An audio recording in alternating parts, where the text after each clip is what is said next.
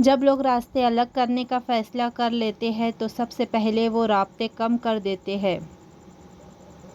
منایا ان کو جاتا ہے جو ناراض ہو، جو مصروف اور بیزار ہو، ان سے دور چلے جانا ہی بہتر ہے۔ کبھی کبھی چپ رہنا شکایت کرنے سے زیادہ بہتر ہوتا ہے، کیونکہ جن کو ہماری شکایت سے فرق نہیں پڑتا ان کے سامنے اپنے الفاظ ضائع کرنے کا کیا فائدہ۔ اچھی ماں کی تربیت۔ عورت کی عزت کرو اس لیے نہیں کہ وہ عورت ہے، بلکہ یہ ثابت کرنے کے لیے کہ آپ کی تربیت ایک اچھی ماں نے کی ہے۔ تکبر، خود کو سب سے بہتر سمجھ لینا، یہ ایک ایسی بیماری ہے جو انسان کو کسی قابل نہیں چھوڑتی۔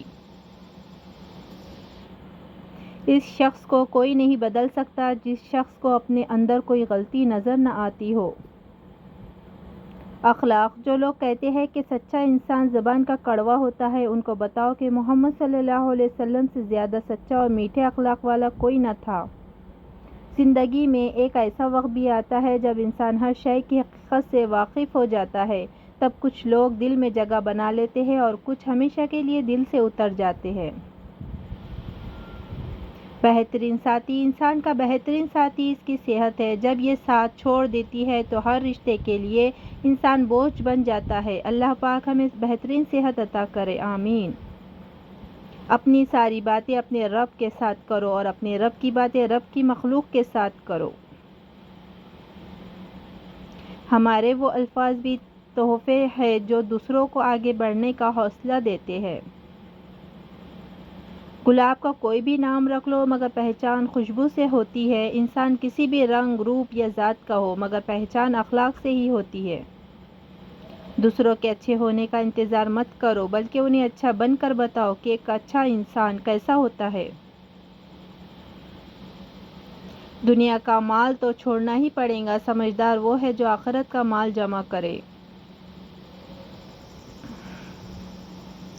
قدرت کا انتقام، چپ سے بڑی کوئی بد دعا نہیں۔ انسان جب بولتا ہے تو قدرت خاموش رہتی ہے، اور جب بندہ خاموش ہو جاتا ہے تو قدرت انتقام لیتی ہے، اور بے شک اس کا انتقام بہت ہی برا ہوتا ہے۔ نصیب بے شک اس کے ہاتھ میں ہے، مگر دعاؤں کا اختیار اس نے ہمیں دیا ہے، اور دعا ہی ہے جو تقدیر بدلنے کی طاقت رکھتی ہے۔ بیٹیوں سے بے پناہ محبت کیا کرو اور خوب ناز نخرے اٹھایا کرو، کیونکہ جب یہ چلی جاتی ہے تو گھر کی رونقیں بھی ساتھ لے جاتی ہے۔ رب کے بعد سہولت صرف باپ دیتا ہے کہ خطائیں دیکھ کر بھی نہ رزق روکتا ہے نہ محبت چھوڑتا ہے۔ کسی کی میٹھی باتوں کا مطلب ہرگز یہ نہیں کہ آپ اس کے لیے خاص ہے۔ بعض اوقات کبوتر کو کھلانے کے لیے نہیں بلکہ اسے پکڑنے کے لیے بھی دانہ ڈالا جاتا ہے۔ گھر تب تک نہیں ٹوٹتا جب تک فیصلہ بڑوں کے ہاتھ میں ہوتا ہے۔ جب گھر کا ہر کوئی بڑا بننے لگے تو پھر گھر ٹوٹنے میں دیر نہیں لگتی۔